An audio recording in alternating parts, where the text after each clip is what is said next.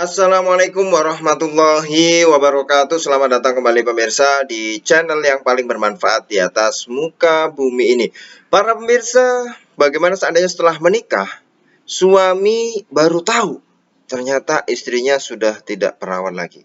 Apakah sudah tidak perawan ya? Apakah suami itu boleh mengajukan pembatalan pernikahan? Ya, kita lihat dari berbagai macam sumber. Kalau menurut Imam Syafi'i, ketidakperawanan bukan sebuah cacat bagi pernikahan, sehingga suami tidak berhak, ya para pemirsa, saya ulangi, tidak berhak melakukan fasakh atau pembatalan pernikahan. Tidak pula punya hak bagi suami untuk menarik mahar.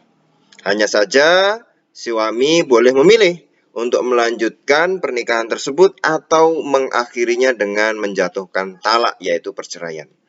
Hak cerai ini sejatinya memberikan hak-hak lain kepada istri yang dicerai, seperti hak nafkah, tempat tinggal, pakaian, dan hak rujuk semasa iddah.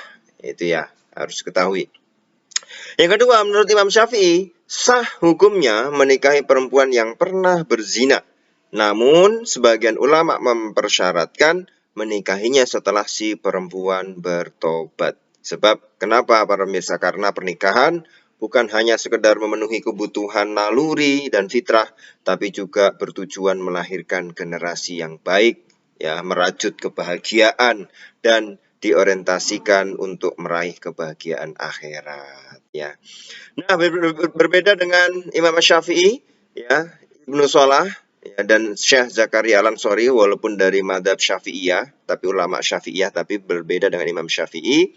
Ibnu Salah dan Syekh Zakaria Al-Ansori, keduanya juga pengikut madhab Syafi'i, secara tegas memasukkan ketidakperawanan sebagai cacat yang memperbolehkan suami untuk melakukan fasakh atau pembatalan nikah. Ya.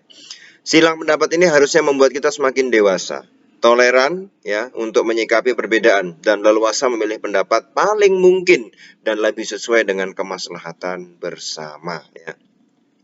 Pendapat yang membolehkan suami melakukan fasakh, ya, atau pembatalan pernikahan setelah menikah dengan perempuan yang kemudian tidak sesuai dengan keinginannya, ya, dan juga untuk memberi pelajaran kepada para gadis, pada remaja putri untuk menghormati institusi pernikahan, ya, karena pergaulan bebas yang menyebabkan mereka hilang keperawanan, ya, sebelum saatnya, bisa berimbas pada kekecewaan suami sah mereka nanti, yang bisa saja si suami memanfaatkan hak fasakh atau pembatalan pernikahan yang dimiliki oleh suami, ya.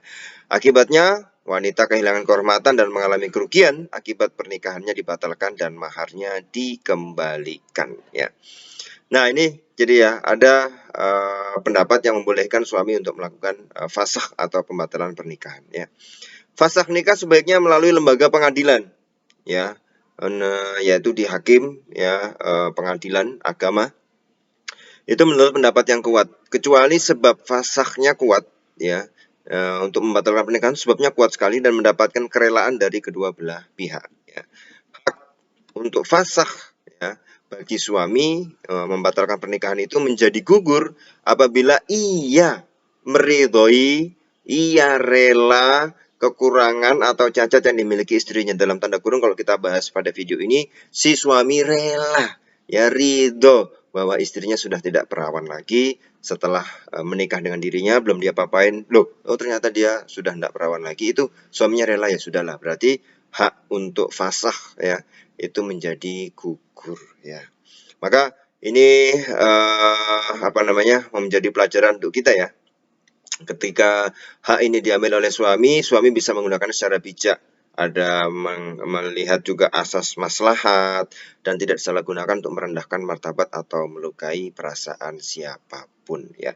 Dan juga pelajaran bagi remaja putri, ya, untuk selalu menjaga, menghormati institusi pernikahan, karena bisa jadi, ya, pergaulan bebas yang merenggut keperawanan mereka sebelum menikah itu bisa membuat malu pihak keluarga, ya, dan juga dirinya karena si suami mengajukan fasakh nikah, ya, pembatalan pernikahan. Itu ya para pemirsa ya. Jadi mudah-mudahan ini menjadi renungan bagi kita semua lah untuk kemudian saling memperbaiki, saling menasihati, saling introspeksi, muhasabah. Mudah-mudahan kita menjadi pribadi yang lebih baik. Terima kasih para pemirsa, kita akan ketemu lagi di video selanjutnya. Wassalamualaikum warahmatullahi wabarakatuh.